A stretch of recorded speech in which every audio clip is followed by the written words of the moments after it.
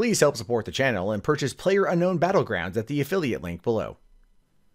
Hey, what's going on, everybody? My name is Matt Jarbo. This is the MundaneChats channel, and I wanted to take a bit of a break from the traditional look of my videos in order to talk today about, well, basically one of my favorite shows, and that would be Game of Thrones, which will be wrapping up its 7th season tonight, and I am just excited as hell for it. But one of the things I've been seeing a lot of are these hot takes about the concept of Arya Stark and that her view on femininity is toxic. And this is mostly coming from a Bustle article that I read, and I've read this in multiple places, but that just really got under my skin because they're failing to look at how the show is playing on the dynamic of the sisters. Now, there are going to be spoilers in this video for what's happened in Game of Thrones so far leading up to where we are. So if you haven't seen it, don't watch past this point, but if you have, you know what I'm talking about. So basically, this all goes back to season 1. In season 1, when you first were introduced to Arya and Sansa Stark, they were polar opposites as sisters. Sansa wanted to be a very kept woman. She wanted the dresses. She wanted the pretty hair. She wanted the makeup. She wanted the lavish life with a lord at her side. She wanted to be kept. That was everything she wanted. That was her version of femininity. And it was the exact version of femininity that Arya wanted nothing to do with. Arya was a tomboy. Arya wanted to be a knight. Arya wanted to pick up a sword, pick up a bow and arrow, and fight. That was where their characters differed. And at the end of season 1, when Arya was there watching her father being beheaded, although she technically didn't really watch it, but she did see Sansa on stage next to Joffrey, and basically being forced to watch her father get beheaded. That stayed with her over the course of the last few seasons, and they've kind of reached this point now where they are at odds over what's gone down. Their lives have taken them in such different paths that it's causing conflict when they've been reunited because of all the things they're not talking about. And the article that I read never even once really touched upon that in a meaningful way, that their lives separated in King's Landing when their father was killed, and everything they've gone through as a result. Both women, and at this point in the show, they are both women, are survivors of the utmost degree, but just in varying ways. And that, again, has nothing to do with feminism as a whole. This has everything to do with just the survivability of the characters. Now, I've argued before that there's not a lot, you know, there's some forced feminism in the show, especially with like Brienne of Tarth, and that has, I think, a lot to do with just how Gwendolyn Christie has become this like feminist icon as a result of that, and she will never not use the moment in the spotlight to talk about those issues. So much so that even at every Game of Thrones panel I've seen her on at Comic-Con, she always brings it up in every answer she gives. It's become eye-rolling even to the feminist that I usually go with, who is such a huge Gwendolyn Christie fan. It's like, we get it. Your position is clear. Bringing it up constantly, this is only going to alienate people.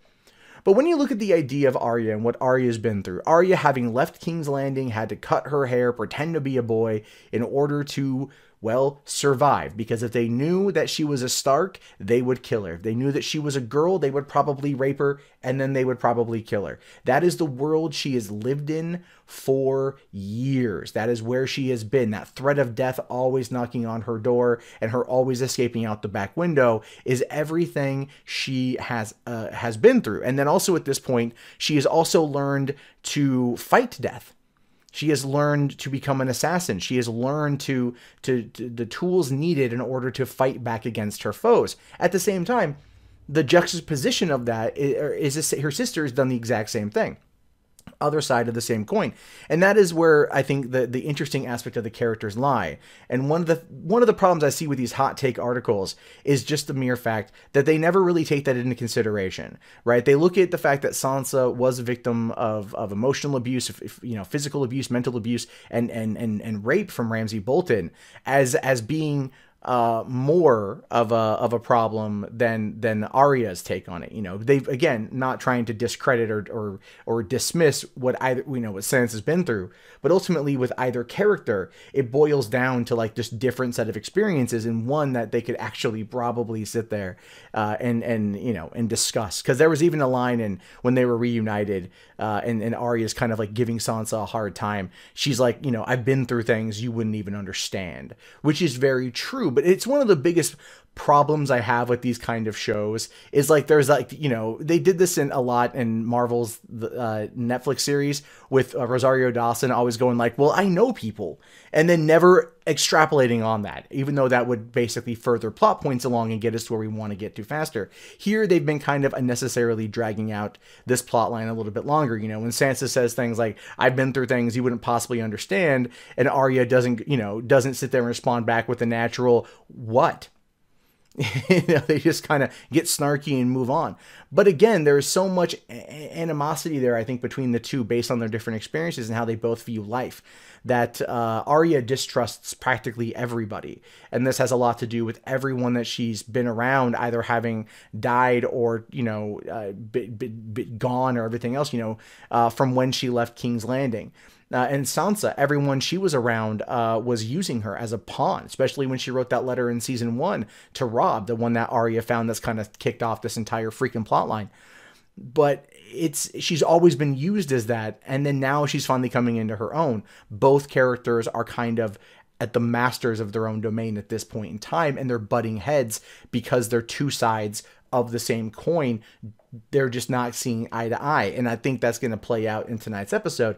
But when I look at these kind of articles, these kind of takes, it does make me a little bit annoyed as a fan of the show, because I feel like there's willful overlooking of past events in order to prove a point here. Both characters have gone through insanely horrible things. Both characters have come out on top and, well, like I said, become masters of their own domain. Arya is now free of any shackle to the, you know, the faceless man or whatever the hell his name is. You know, she's able to, you know, go about her own destiny. Sansa has become what she always wanted to become, a lady, but a lady now with power and authority, and also trying to juggle that against people that are trying to use her for their own benefit because they've been doing it for years. She understands how the game is played more politically, whereas Arya is more of a blunt force, and in some cases a very big force to be reckoned with, as we learned from the whole Master Frey, you know, the whole Frey situation from the beginning of the season, and of course the Red Wedding. The whole point I'm trying to get to here is going into these articles about Game of Thrones, coming at it from like this toxic femininity or whatever mindset, is just another way for these authors, these bloggers, to attack the writing on the show. Right? They don't ever really want to discuss the reason why characters are the way they are. They don't want to ever discuss the nuance and the subtlety of why these characters are doing what they're doing. They just want to attack it from a surface level. They want to attack it from a place where they want to minimize what the characters have gone through that they don't agree with. They look at Arya as being, especially that Bustle article, as being this person who views femininity as a toxic thing.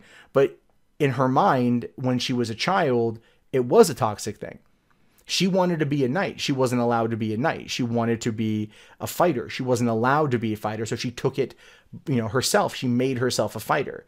Sansa always wanted to be kept, always wanted to be looked after, always wanted to basically be a trophy wife. That's what she felt she wanted, and that's what she's not doing anymore. Because when she got to that moment in time, she realized, for one, it's crazy here in Westeros and King's Landing, and she was used as a pawn in her own right because no one ever gave her the benefit of the doubt for her own character. And through her own work and her own doing, she has put herself where she is now, and also up against her sister. But again, pride cometh before the fall, and that's kind of where both characters are at right now.